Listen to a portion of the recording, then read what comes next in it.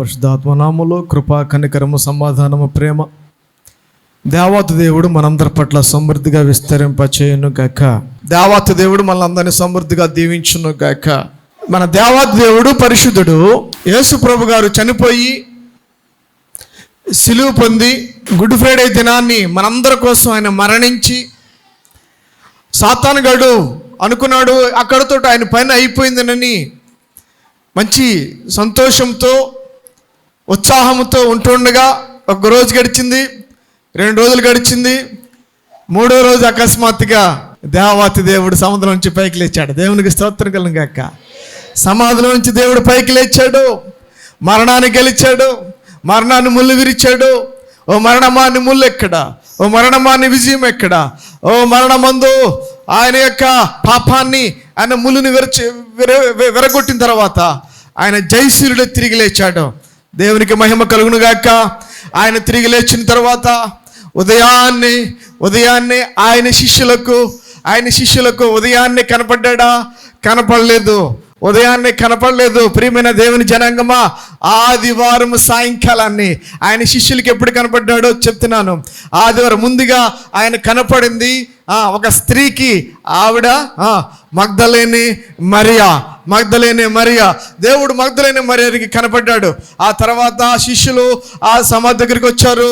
సమాధి దగ్గర చూసిన తర్వాత దేవుడు వారికి కనపడలేదు. ఏమిటో అనుకున్నారు, ఆయన నమ్మలేదు. అలాగా సందేహపడుచుండగా అదే రోజు సాయంత్రాన్ని దేవాతి దేవుడు వాళ్ళంతా శిష్యులంతా కలిసి ఒక తలుపులేసుకుని ఒక ఇంటిలో ఉంటుండగా అకస్మాత్తుగా ప్రత్యక్షమయ్యాడు. దేవునికి మహిమ కలుగును గాక. అకస్మాత్తుగా దేవుడు ఆ యొక్క శిష్యులకు ఆ యొక్క ప్రత్యక్షమైనప్పుడు మీకు సమాధానము కలుగును గాక అని పలికాడు. మీకు సమాధానం కలుగుగాక అని పలికిన తర్వాత వాళ్ళందరూ కూడా ఆ ప్రభుని చూసి సంతోషించి, ఇదిగో నా చేతులు చూడండి, నా పక్కలో చూడండి, నా కాళ్ళను చూడండి, నా పొందిన గాయములు చూడండి, నేను తిరిగి లేచాను అని చెప్పి మరొకసారి ఆయన అంటున్నాడు మీకు సమాధానం కలుగును గాక అని రెండవసారి శిష్యులతో చెప్పాడు. అయిపోయింది. మళ్ళా వారం రోజులు మళ్ళీ ఎవరికి కనపడలేదు.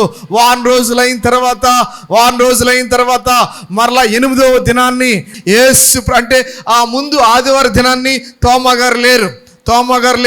గారు లేకపోతే ఏం జరిగిందంటే నేను నమ్మనంటున్నాడు. మరలా 8 రోజుల తర్వాత అప్పుడు తోమ గారు కూడా ఉన్నారు. అప్పుడు దేవుడు రెండోసారి ప్రత్యక్షమయ్యాడు. దేవునికి స్తోత్రం కలుగును గాక. శిష్యులకి మొదటి రోజు, రెండవసారి 8వ రోజు ప్రత్యక్షమయ్యి అంటున్నాడు మీకు సమాధానం కలుగును గాక. తోమా ఇదిగో చూడు, నువ్వు నా చేతుల్లో చేయి పెట్టి చూడు, నా పక్కల్లో చేయి పెట్టి చూడు, నా కాళ్ళలో చేతులు పెట్టి చూడు, నువ్వు ఇదిగో నన్ను చూచి నమ్మవు, చూడకుండా నమ్మిన వారు ధన్యులు అంటే నా ప్రభువా, నా దేవా అని చెప్పేసి తోమా గారు చాలా అభ్యంతరపడ్డారు, పశ్చాత్తాపడ్డారు తోమా గారు. అది రెండవసారి శిష్యులు కనపడింది. అది రెండవసారి. రైట్, 2 సార్లు అయిపోయింది. రెండోసారి అయిపోయింది. అప్పుడు ఏం జరిగిందో తెలుసా?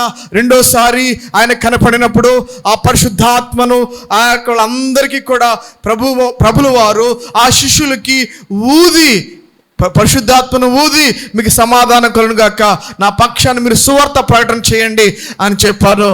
అయితే ఒకనొక దినాన్ని దేవుని జనాంగమా, ఒకనొక దినాన్ని అనగా తిబెరేయ సముద్ర తీరాన్ని మరలా 7 శిష్యులు కలిశారు. ఒకళ్ళు పేతురు, రెండోది యాకోబు, యోహాను, జబదేయి కుమారులు, అలాగే తోమా ఉన్నాడు. అలాగే మొత్తం కలిపి 7 శిష్యులు ఉన్నారు.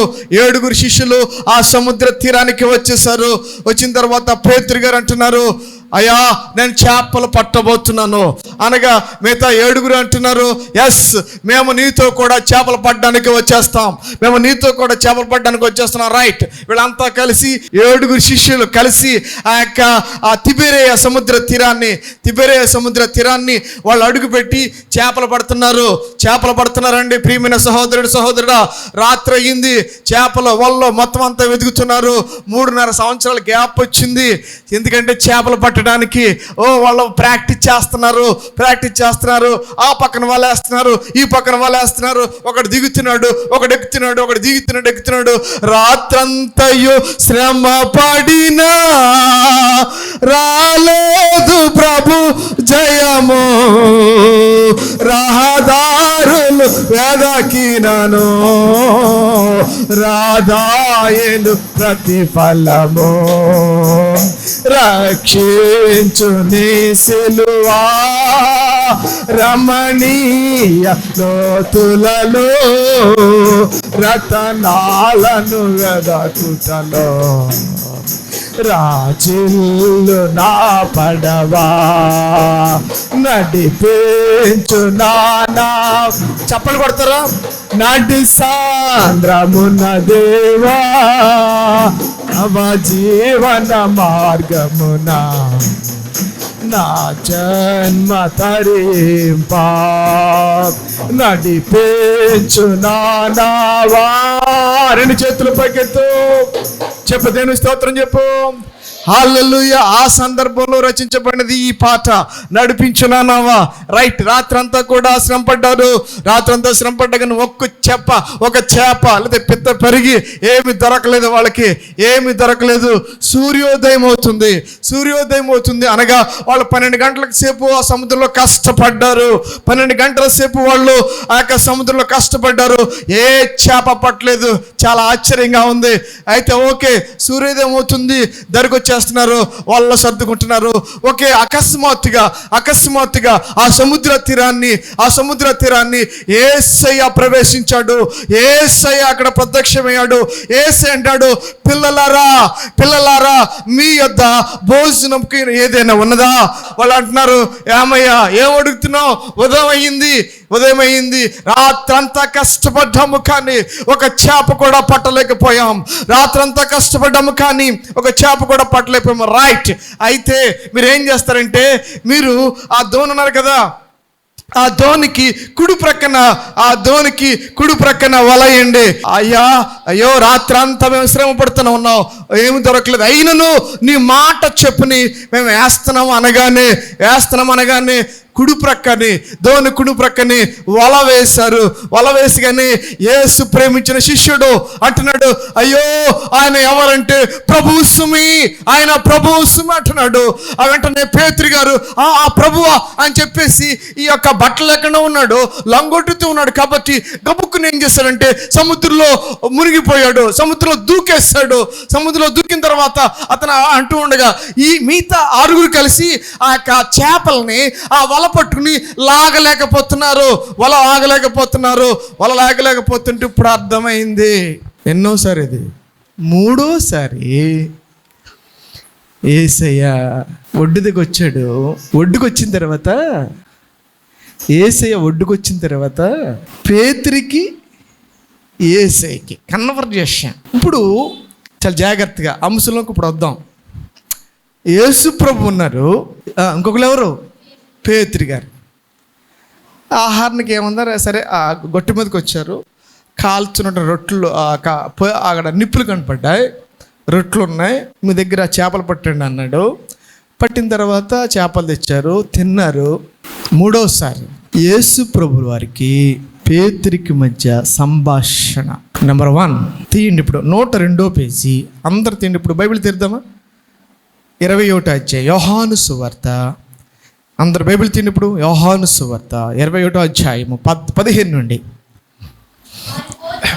వారు భోజనం చేసిన తర్వాత యేసు సీమోను పేతురును చూచి, యోహాను కుమారుడు అయిన సీమోను, వీరికంటే నీవు నన్ను ఎక్కువగా ప్రేమించున్నావా అని అడగగా అతడు, అవును ప్రభువా, నేను నిన్ను ప్రేమించుచున్నానని నీవే ఎరుగుదవని ఆయనతో చెప్పాను. యేసు నా గొర్రెలను మేపుమని అతనితో చెప్పాను. మరలా ఆయన, యోహాను కుమారుడైన సీమోను, నన్ను ప్రేమించున్నావా?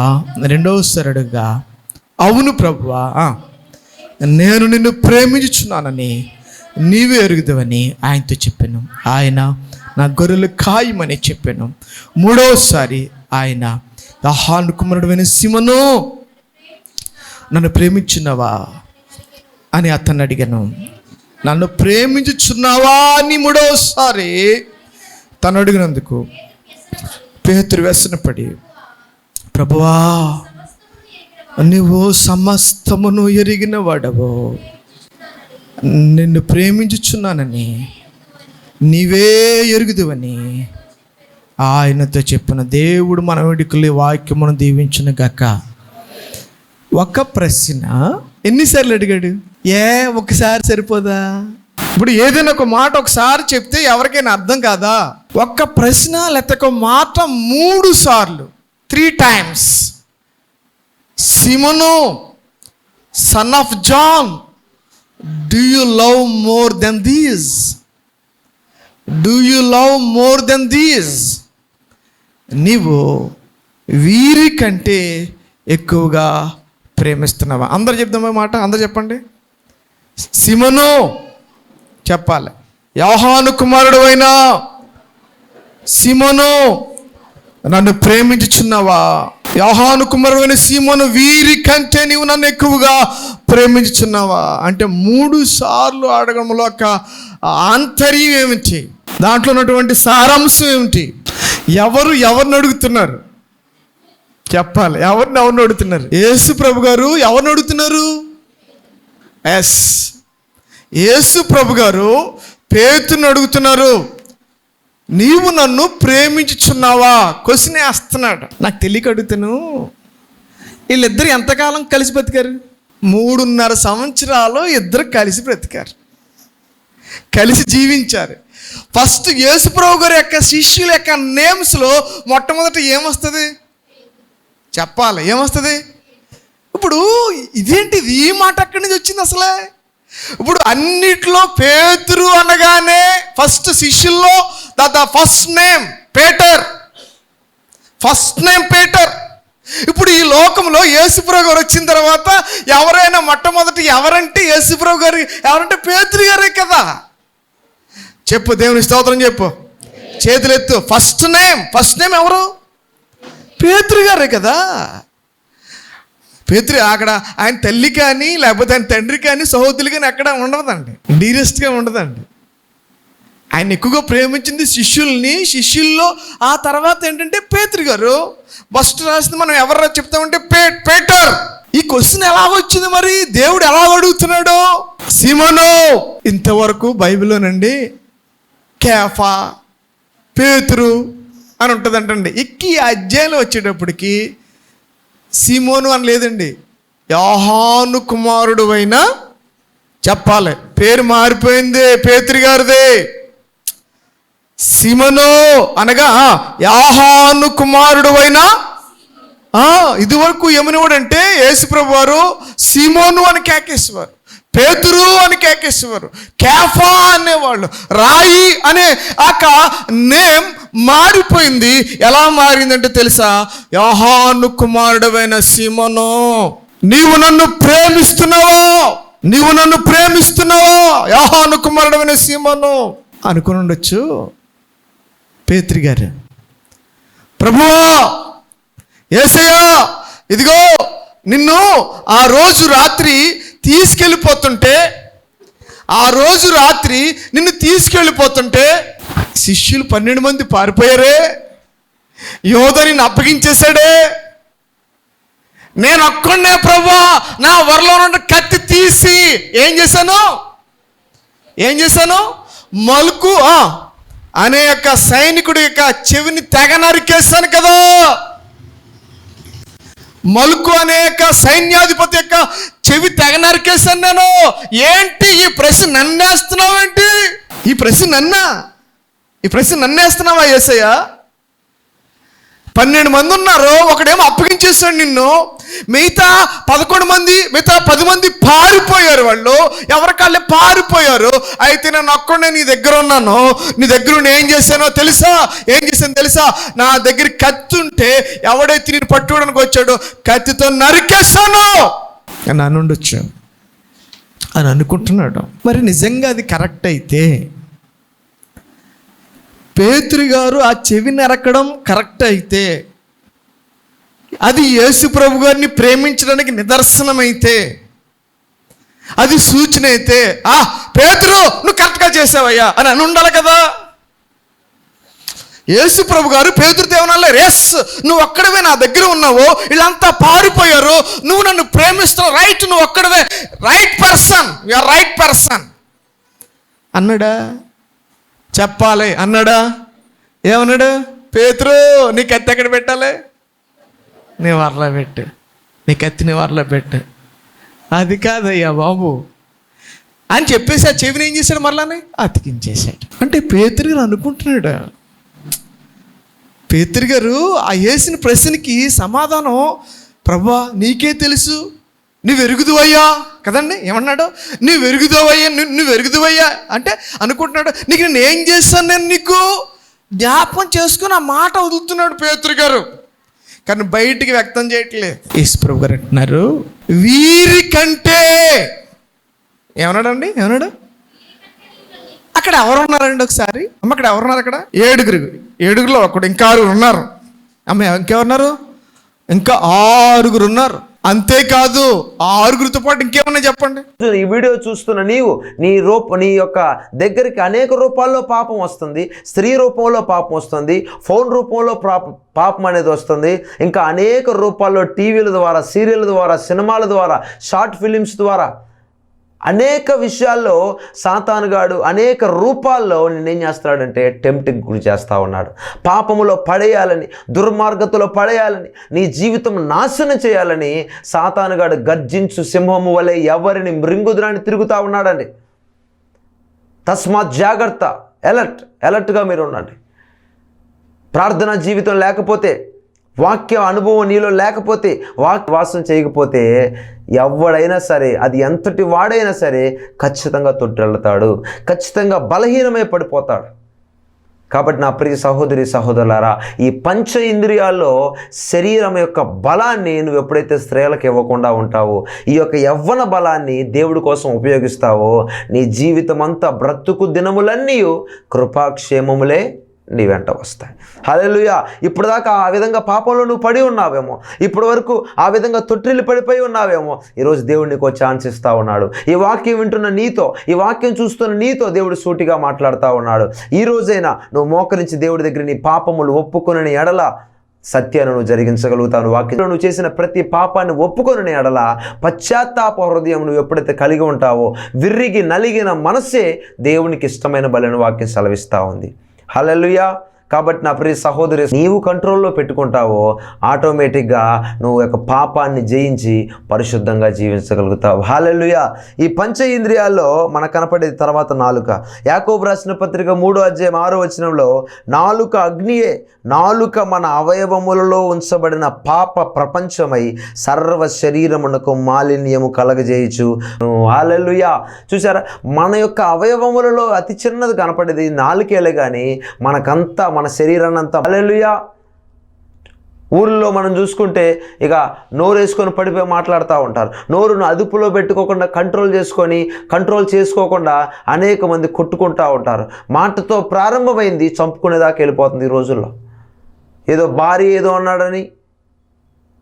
ఏదో అందని భర్త భార్యని చంపేసినట్టు మనం చూస్తూ ఉన్నాం.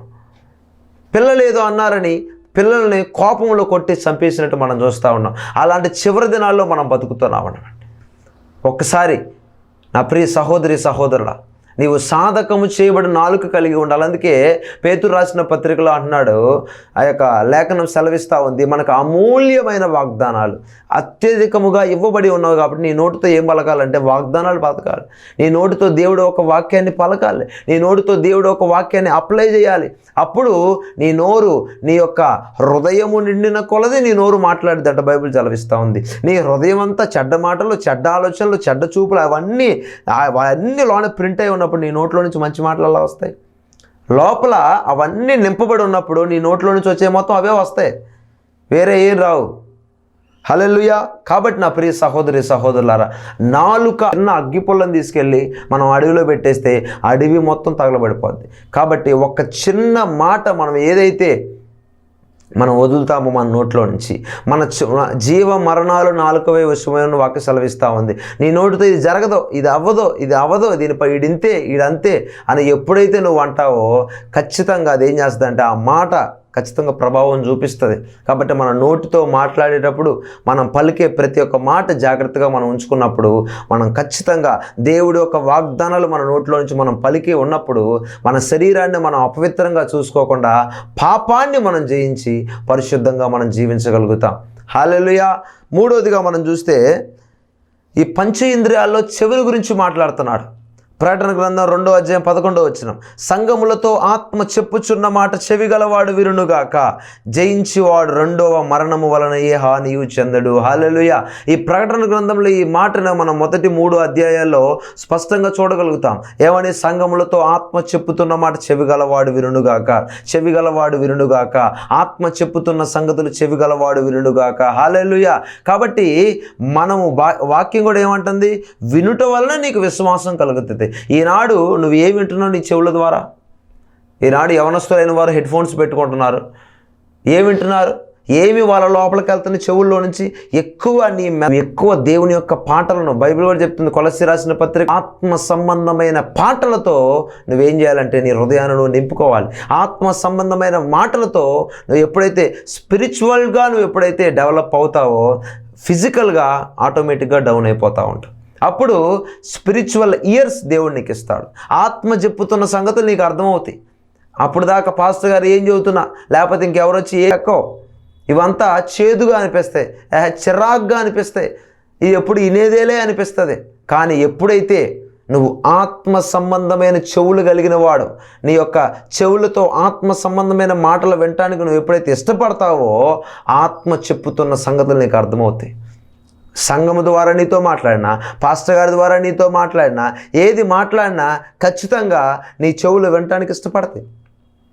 ఆత్మ చెప్పుతున్న మాటలు దేవుడే నాతో మాట్లాడుతున్నాడని నీకు అర్థమైంది. అప్పుడు దాకా నువ్వు ఈ లోక సంబంధమైన వాటితో విని ఉంటావు కాబట్టి అవి నీ బుర్రకెక్కవు. హల్లెలూయా. కాబట్టి నా ప్రియ సహోదరి సహోదరులారా, యేసుక్రీస్తు త్వరలో రానే ఉన్నాడు. రెండవ రాకడలో దేవుడు యొక్క న్యాయపీఠం ఎదుట, దేవుని యొక్క న్యాయపీఠం ఎదుట మనమందరము ప్రత్యక్షము కావలసి ఉన్నవి. మన యొక్క శరీరముతో అది చేసిన క్రియలు మంచివైనా చెడ్డవైనా ఖచ్చితంగా మనం నిలబడ్డప్పుడు దేవుడు ప్రతి ఒక్కరికి వారి క్రియలు చొప్పున ప్రతిఫలం ఇవ్వడానికి సిద్ధంగా ఉన్నాడండి. కాబట్టి ఈరోజు నువ్వు చెవులతో ఏం వింటున్నావు అని దేవుడు స్పష్టంగా చెప్తా ఉన్నాడు. ఈరోజు చెవుల ద్వారా వాళ్ళ మాటలు వీళ్ళ మాటలు వింటున్నావా? వాళ్ళు చెప్పే మాటలు లోకానుసారమైన మాటలు వింటా ఉన్నావా? ఈ వీడియో చూస్తున్న నీతోనే దేవుడు సూటిగా మాట్లాడుతూ ఉన్నాడు. నీ భర్త గురించి ఎవరైనా చెప్తే తప్పుగా చెప్పినప్పుడు అది నిజమో కాదో తెలుసుకోకుండా నువ్వు వెంటనే నమ్మేస్తున్నావు. నీ భార్య గురించి చెప్పినప్పుడు అది నిజమో కాదో తెలుసుకోకుండా వెంటనే నమ్మేస్తూ ఉన్నావు.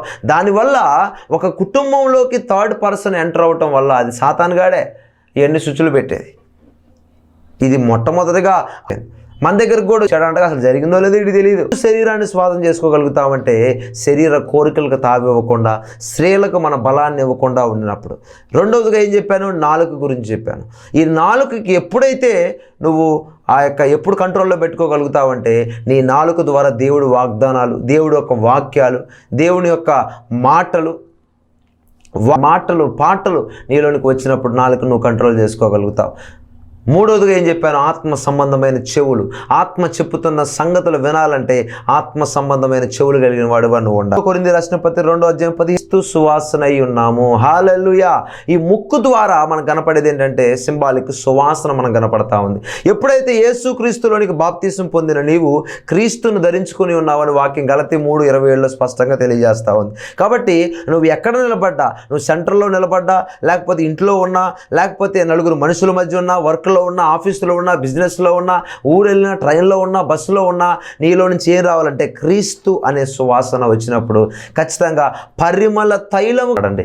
క్రీస్తు అనే సువాసన నీలోంచి ఎప్పుడైతే వెదజల్లబడతా ఉంటుందో ఖచ్చితంగా నువ్వు కూడా పంచ ఇంద్రియాల్లో ఉన్నటువంటి శివుని వాక్యం అనే క్రీస్తు అనే సువాసన నీలో నుంచి వస్తాండి. హల్లెలూయా. ఆటోమేటిక్గా నువ్వు దాన్ని కంట్రోల్ చేసుకోగలుగుతావు. చివరిగా మనం చూస్తే కళ్ళను తెరవమని ఎలీషా ప్రార్థన చేయగా యెహోవా పని కాని వాడిని కండ్లను తెరవజేసెను. హల్లెలూయా.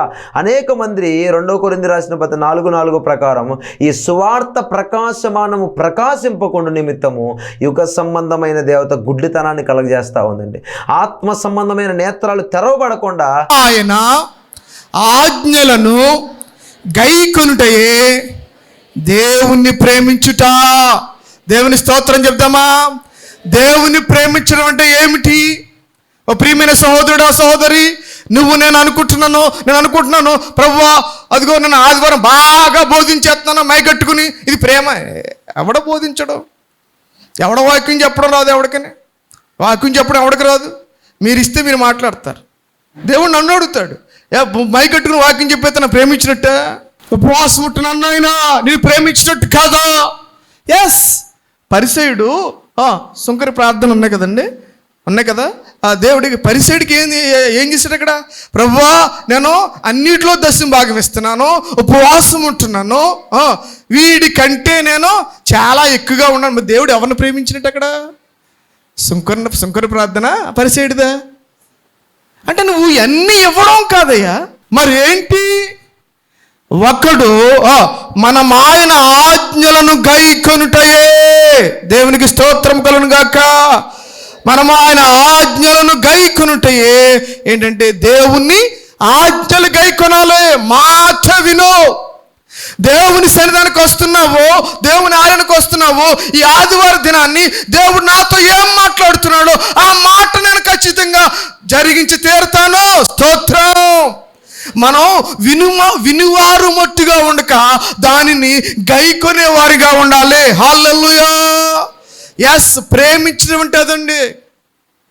ప్రేమించడం అంటే ఏంటి? ఇక్కడ యేసు ప్రభు గారికి పేతురుకి మధ్య సంభాషణలో అడుగుతున్నారు, అసలు మరి ఏంటయ్యా ప్రేమించడం అంటే? నా మాట గైకొంటున్నావా? అసలే యేసు ప్రభు గారు ఓ శాస్త్రి గారు వచ్చి ఏమడిగాడంటే, ఏసయ్యా మార్కు సువార్త 12:33, మార్కు సువార్త 12:33లో ఓ శాస్త్రి గారు వచ్చారు. అయ్యా, ధర్మశాస్త్రం అంతటికి మూలమైన ఆజ్ఞ ఏంటి అని అడిగాడు. ఎవరు అడిగారు? ఓ శాస్త్రి గారు వచ్చి యేసు ప్రభుని అడిగాడు. అప్పుడు యేసు ప్రభు గారు ఏం చెప్పాలి? ఆజ్ఞలు ఎన్ని ఉన్నాయి అమ్మ? ఆజ్ఞలు ఎన్ని ఉన్నాయి? 10 ఆజ్ఞలు ఉన్నాయి. 10 ఆజ్ఞలు చెప్పాలి యేసు ప్రభు గారు. 10 కమాండ్మెంట్స్ ఉన్నాయి. ఆ 10 కమాండ్మెంట్స్ చెప్పాలి. కానీ చెప్పారా? చెప్పలేదు. ఏం చెప్పారు? అందరు చదవాలి. ఈ వాక్యం అందరు చదవం ఒకసారి అమ్మ. మార్కు 12:33. ఎస్. పూర్ణ హృదయముతో, పూర్ణ వివేకముతోను, పూర్ణ బలముతోను ఆయనను ప్రేమించుట. దేవునికి స్తోత్రం. 30 వచనం కూడా చదవండి. 30 వచనం అదే అధ్యాయం. నీవు నీ పూర్ణ హృదయముతో, నీ పూర్ణ ఆత్మతో, నీ పూర్ణ వివేకముతో, పూర్ణ బలముతో నీ దేవుడైన ప్రభుని ప్రేమించాలి. గట్టిగా దేవుని స్తోత్రం చెప్తామండి. మొదట ఆజ్ఞ అదేనమ్మా. 10 కమాండ్మెంట్స్ దేవుడు అన్నిటిని కలిపి ఒక కమాండ్మెంట్ చేస్తాడు. ఏంటంటే దేవుణ్ణి ప్రేమించాలి. హల్లెలూయా. ఈరోజు చెప్పేది ఏంటంటే, నేను దేవుణ్ణి ప్రేమిస్తున్నామా లేదా? నువ్వు నిజంగా దేవుణ్ణి ప్రేమిస్తున్నావా? ఈరోజు సంఘమంతా అనుకుంటుంది, నేను బాగా పాటలు పాడుతున్నాను, నేను దేవుని ప్రేమిస్తున్నాను, నేను బాగా ప్రార్థన చేస్తున్నాను, నేను దేవుని ప్రేమిస్తున్నాను, నేను బాగా వాక్యం చెప్తున్నాను, నేను దేవుని ప్రేమిస్తున్నాను, నేను దేవునికి ఏదైనా కార్యక్రమాలు వస్తే నేను బాగా పని చేస్తాను, నేను దేవుని ప్రేమిస్తున్నాను అని ఎక్కడా లేదు. నీ పూర్ణ హృదయముతో, నీ పూర్ణ ఆత్మతో, పూర్ణ బలముతో, పూర్ణ వివేకముతో దేవుని చెల్లి ప్రేమించాలి. దేవుని ప్రేమించాలి అనగా ఏమిటే? ఓ ప్రియమైన దేవుని జనాంగమా, ఓ ప్రియమైన దేవుని సహోదరుడా, సహోదరి, దేవుని ఆజ్ఞకు లోబడటం, దేవుని మాట వినడం, దేవుని ప్రేమించడం అంటేనే బైబిల్లో మనకందరికీ తెలుసు. అబ్రహాము. ఎవరమ్మా చెప్పాలి? ఎవరమ్మా? అబ్రహాం గారు. దేవుడు అబ్రహాం గారు ఆ చందమామనే బొమ్మను ఎత్తుకుని ఆ దేవుడు పేరు పెట్టుకుని అలాగా మోస్తూ అమ్ముకునేవాడు అబ్రహాం గారు. ఇదేంటి, దేవుడు నన్ను మోయాలి కానీ దేవుడు నేను మోయడం ఏమిటి? దేవుడు నన్ను మోయాలి కానీ దేవుడిని ఎవరు మోస్తున్నారు?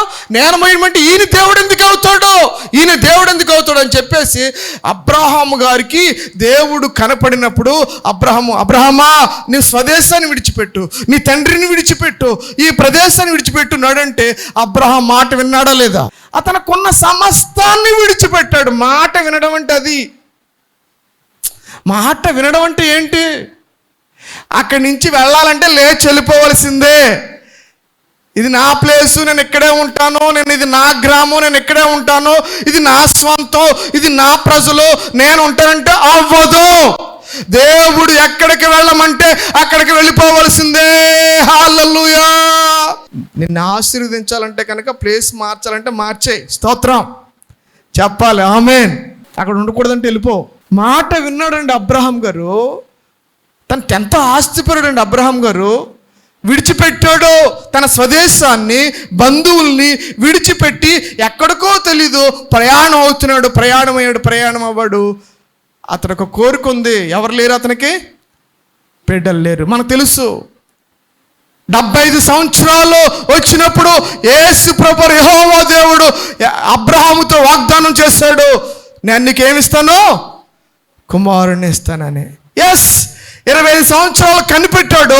25 సంవత్సరాలు కనిపెట్టిన తర్వాత ఇప్పుడు అంటున్నాడు యెహోవా దేవుడు అంటే అబ్రహాముతో, నువ్వు ప్రేమించినటువంటి ఇస్సాకును నాకు ఏమి చేయాలి?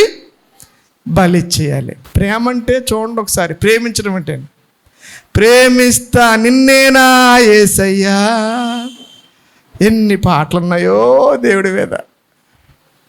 ఏమండి, ఇవన్నీ పాటలు పాడుకోవడానికే తప్ప ఆచరణకు మాత్రం పనిచేయ.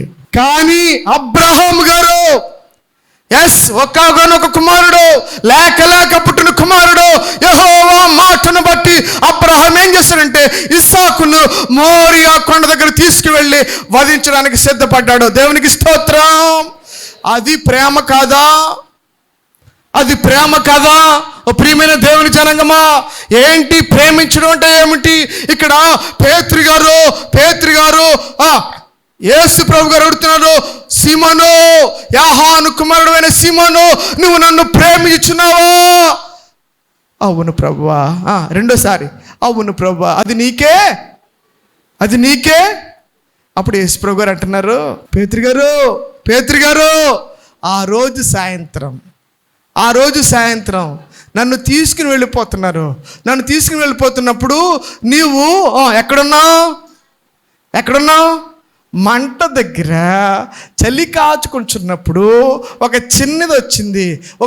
అంటది పేతురు గారితో, పేతురు అయ్యా నీవు ఆ యొక్క శిష్యులో ఒక్కడవు కావా? పేతురు గారు ఏమన్నారండి? అమ్మా పేతురు గారు ఏమన్నారు? నువ్వెవరవో ఆయన ఎవరో నాకు తెలియదు. అబద్ధం ఆడాడు. చూడండి, అది ప్రేమించడం అండి. యేసు ప్రభు గారు 3 సార్లు అడిగారంటే అర్థం తెలియట్లేదా? ముందే చెప్పాడు. ఒకసారి అంటాడు, ఇప్పుడు ప్రభు యేసు ప్రభు అంటారు నన్ను చంపేస్తారంటే నీ కోసం నా ప్రాణాన్ని ఇచ్చేస్తానన్నాడు. ఎవరు? పేతురు గారు. నీ కోసం నా ప్రాణం పెట్టేస్తానన్నాడు. కానీ సమయం వచ్చినప్పుడు, ఆపద వచ్చినప్పుడు, శ్రమ వచ్చినప్పుడు, అవసరం వచ్చినప్పుడు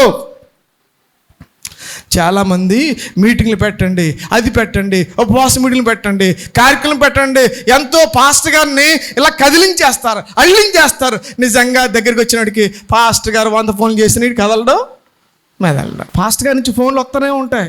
బాబు పేట్రో ఎక్కడున్నావు? లేగు సభలు వచ్చేసినాయి, అయితే ఏస్టర్ వచ్చేసింది, ఉపాసకుడుకులు వచ్చేసినాయి, ఇంకా అరేంజ్మెంట్లు చేయలేదు, ఇంకా కాయగూరలు తేలేదు, లేదా పాస్ట్ గారు వస్తున్నారు. ఇంకా సమస్య అంటే అయ్యగారండి వచ్చేస్తానండి, రానని అనరు. ఏమంటారు? అయ్యగారండి ఏమంటారు? రానని అనరండి, వచ్చేస్తానండి, ఇప్పుడే వచ్చేస్తానండి అయ్యగారండి. సమయం వచ్చినప్పుడు కొనుమరిగిపోయే క్రైస్తలాగా ఉంటున్నావా? దేవుడు ప్రేమించడం అంటే ఏమిటి? రెండోసారి మళ్ళా ఒకరికొకడు వచ్చి మళ్ళా పేతురు గారిని క్వశ్చన్ వేస్తున్నాడు, నీవు ఆ సమూహంలో ఒకడు కావా? ఆయన ఎవరో నాకు ఎవరో ఈయన ఈ మాట అనేది ఎవరో? పేతురు గారు. ఫస్ట్ నేమ్ యేసుప్రభు గారు పక్కన ఉండేటువంటి మొదట శిష్యుడు అంటారో లేకపోతే ఏమంటారో అన్న ఆయన పలుకులు మాటలు వినండి. మూడోసారి ఇంకొక ఆయన వచ్చి అడుగుతాడు, నీవు ఆ గుంపులో ఒక్కడవు కావా? ఆయన ఎవరో నేను ఎరగను. ఆయన ఎవరా?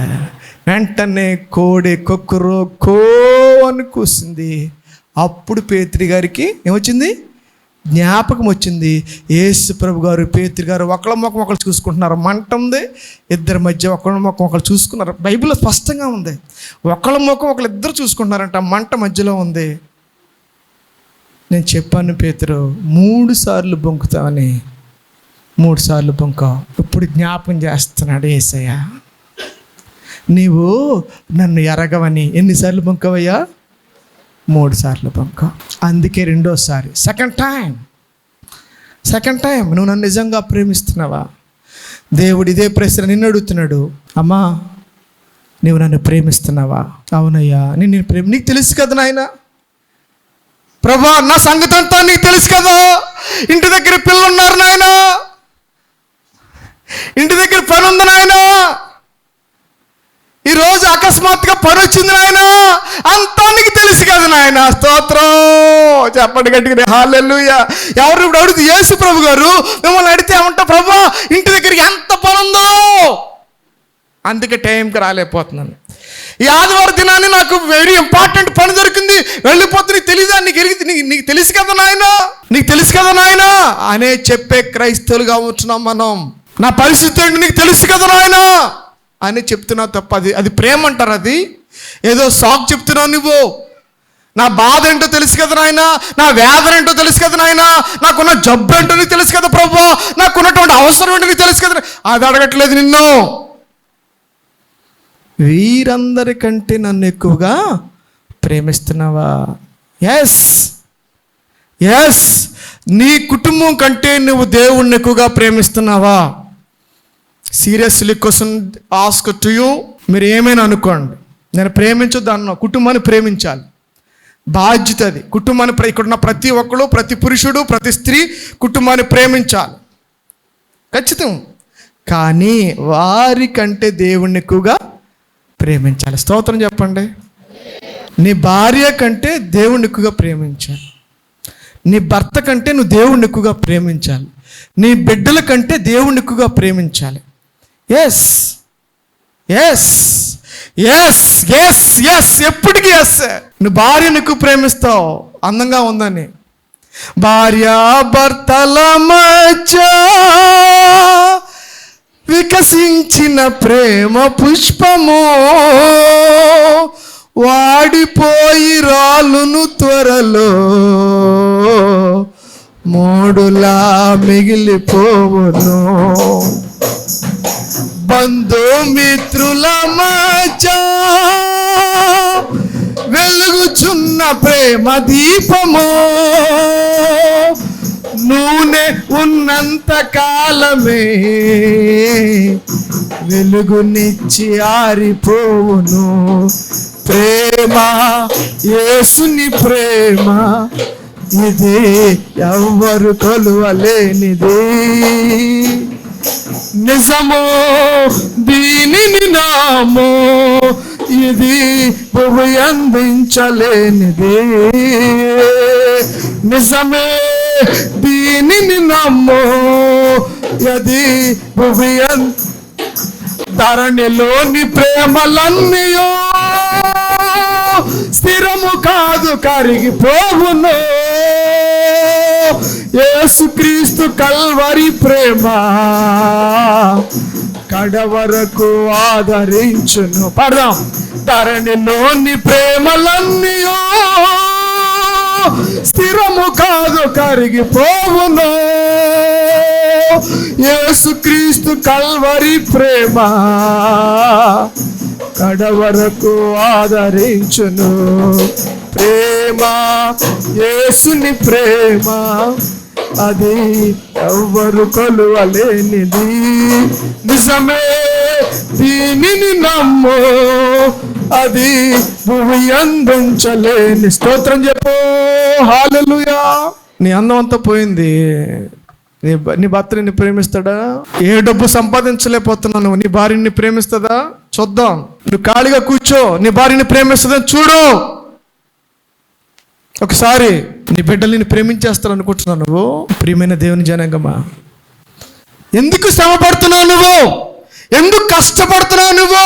నా బిడ్డల కోసం అండి, నా భార్య కోసం అండి, నా యొక్క ఫ్యామిలీ కోసం అండి. ఏం చేస్తారు నిన్నాళ్ళు? ఏం చేస్తారు నిన్నాళ్ళు? బెల్లం ఉంటే చేమలు వస్తాయి. నీ దగ్గర డబ్బులు ఉన్నప్పుడు అందరూ వస్తారు. నీ దగ్గర అన్ని ఉన్నప్పుడు బంధువులు వస్తారు. నీ దగ్గర ఉన్నప్పుడు అందరు నీ గుమ్మం ఎక్కుతారు, నీకు ఫోన్ చేస్తారు. అదే నీ దగ్గర లేకపోతే యేసయ్య కూడా నీ దగ్గరికి వస్తాడు. స్తోత్రం. యేసయ్య ప్రేమ అటువంటిది కాదు. ముందుగా ఆయనే మనల్ని ప్రేమించాడు. స్తోత్రం. చెప్దామా ఒకసారి? దేవుని స్తోత్రం చెప్తండి. హల్లెలూయా, హల్లెలూయా. ఓ ప్రియమైన దేవుని జనాంగమా, నేను ముగించబోతున్నాను. అడుగుతున్నాడు యేసయ్య, నీవు నన్ను ప్రేమిస్తున్నావా? సమాధానం ఏంటి? నీ సమాధానం ఏంటి? ఒకసారి ఆలోచన చేసుకో. ఇప్పుడు ఈ క్షణాన్ని నువ్వు దేవుడికి సమాధానం చెప్పాలి. నువ్వు నన్ను ప్రేమిస్తున్నావంటే సమాధానం ఏం చెప్తావు? నువ్వు ఏ సమాధానం చెప్పడానికి సిద్ధపడుతున్నావు? నీ దగ్గర ఏ సమాధానం ఉంది? నువ్వు అనుకుంటున్నావు నేను అన్నీ చేస్తున్నాను, నేను ఉపవాసం ఉంటున్నాను, లేదా దశభాగం ఇచ్చేస్తున్నాను, లేకపోతే ఏ పని చెప్పినా చేస్తున్నాను. నో అంటున్నాను నేను. లోకసువార్త 7 తీయి ఒకసారి. లోకసువార్త 7:47 తీయండి ఒకసారి. లోకసువార్త 7:47. లోకసువార్త 7:47. అక్కడ యేసు ప్రభు గారు ఆమెతో ఒక మాట అన్నారు. ఏమన్నా చదువు? ఆమె విస్తారముగా ప్రేమించింది. దేవునికి స్తోత్రం. ఎవరమ్మా? ఆమె యేసు ప్రభుని ఎలా ప్రేమించింది అంటే ఏం చేసింది?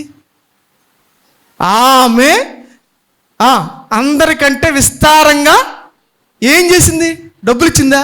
ధనం ఇచ్చిందా? ఏమిటండి? ఇప్పుడు యేసు ప్రభు గారిని ఒక ఆయన కేకేస్తాడు భోజనానికి. చూడండి, చాలా జాగ్రత్తగా వినండి.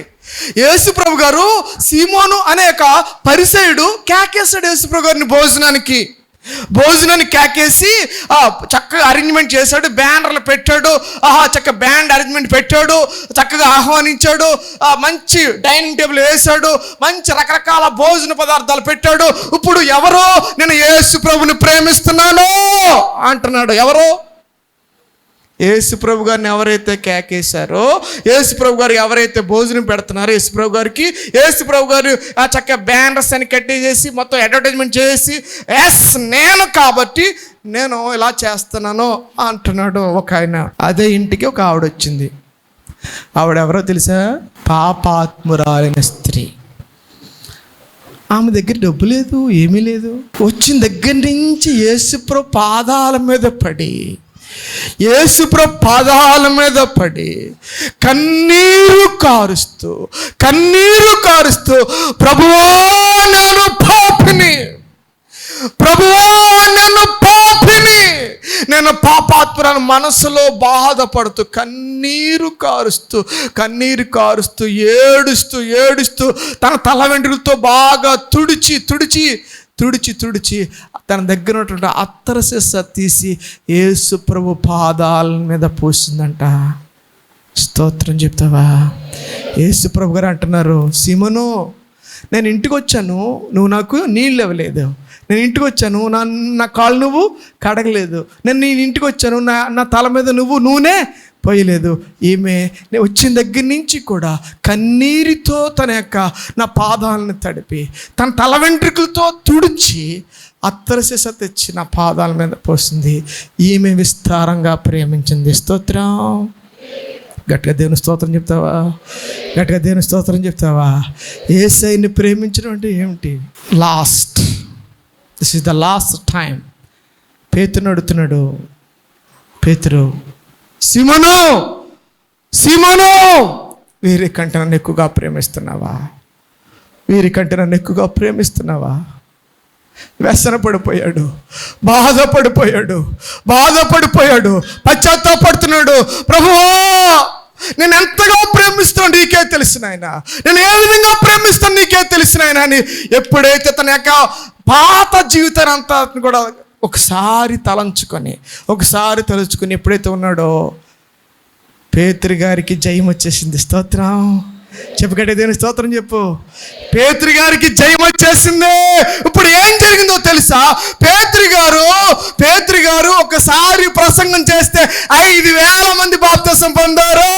హల్లెలూయా. యేసు ప్రభువుని ప్రేమించడం అంటే ఏంటి? యేసు ప్రభు యొక్క సువార్తని నలుగురికి చాటి చెప్పడం. ఆమేన్. అది ప్రేమించడం అంటే అదేనమ్మా. యేసు ప్రభు గారు చనిపోయాడు, ఆయన నీ కొరకు నా కొరకు మరలా తిరిగి లేచాడు అని నలుగురికి చెప్పాలి. పేతురు గారు చేశారు. స్తోత్రం. సువార్తను చాటి చెప్పాడు. ఒక్కసారి ప్రసంగం చేస్తే 5,000 మంది బాప్తిసం. ఆమేన్. అది పవర్ అంటేని. ప్రేమించేవాడికి పవర్ ఉంటుందయ్యా. హలో, ప్రేమించడం దేవుడు ఊరుకోడు. తన్ను ప్రేమించు వారికి, దేవుణ్ణి ప్రేమించు వారికి, అనగా తన సంకల్పం చొప్పున పిలబడిన వారికి ఆయన దాచించిన మేలు ఎంతో గొప్పది. దేవుని స్తోత్రం చెప్పగట్టుగానే చెప్తాం. హల్లెలూయా. చెప్పగట్టుగానే హల్లెలూయా. ప్రియమైన దేవుని సహోదరుడా, పేతురు గారు చూడండి, యేసు ప్రభు గారు చనిపోవని లేపారు, పేతురు గారు కూడా చనిపోవని లేపాడు. స్తోత్రం. యేసు ప్రభు గారు లాజను లేపారు, పేతురు గారు దోర్కా తబితాని, చనిపోయినటువంటి తబితాని కూడా శక్తి అంటే అది. దేవునికి స్తోత్రం. ప్రేమించడం అంటే వాళ్ళు శక్తి వస్తుందండి. నువ్వు దేవుడు నిజంగా ప్రేమిస్తే దేవుడు నీకు శక్తినిచ్చునుగాక. గట్టిగా దేవుని స్తోత్రం చెప్తాం. హల్లెలూయా. ఆయన నీకు నాకు ఆయన అంటాడు. ఒకసారి చేద్దాం. ఒకసారి 1 కొరింథీయులకు 2:9. 1 కొరింథీయులు 2:9. ఇందును గూర్చి దేవుడు తన్ను ప్రేమించు వారి కొరకు ఏవి సిద్ధపరిచెనో అవి కంటికి కనబడలేదు, చెవికి వినబడలేదు, మనుష్య హృదయమునకు గోచరము కాలేదు. దేవునికి స్తోత్రం చేద్దాం. హల్లెలూయా. అవును ప్రియమైన సహోదరుడు సహోదరి, నువ్వు దేవుని కనుక ప్రేమించినట్లయితే కనుక దేవునికి దాచించిన మేలు అవి కంటికి కనపడదు. అబ్రహాము దేవుడు మాట విన్నాడు కాబట్టి సర్వ సంతానము కూడా, ప్రపంచంలోని సంతానాలను కూడా అబ్రహాము సంతానం ద్వారా ఆశీర్వదించబడుతున్నాయి. అర్థమైందండి? అది అబ్రహాము ఆశీర్వాదం. అబ్రహాము కుమారుడైనటువంటి దావీదు కుమారుడైన యేసు లెక్కది. అబ్రహాము కుమారుడైనటువంటి దావీదు కుమారుడైనటువంటి యేసు. ఈ విధంగా అంటే ఆ విధంగా దేవుడు ఆశీర్వదిస్తాడు. అడుగుతున్నాడు మరొకసారి, నువ్వు దేవుడు నిజంగా ప్రేమిస్తున్నావా? చివరికి పేతురు గారు అందరినీ యేసు ప్రభు గారు నిలువుగా సిలువేస్తారు కదా, నన్ను ఎలాగా సిలువేయాలంట? తల క్రిందిగా సిలువేయాలి. దేవుని కొరకు అత్సాక్షిగా మారిపోయాడు, దేవుని కొరకు నిలబడ్డాడు. దేవుని ప్రేమించడం అంటే అది. అటువంటి ఆశీర్వాదం దేవాదేవుడు మన అందరికీ అనుగ్రహించును గాక.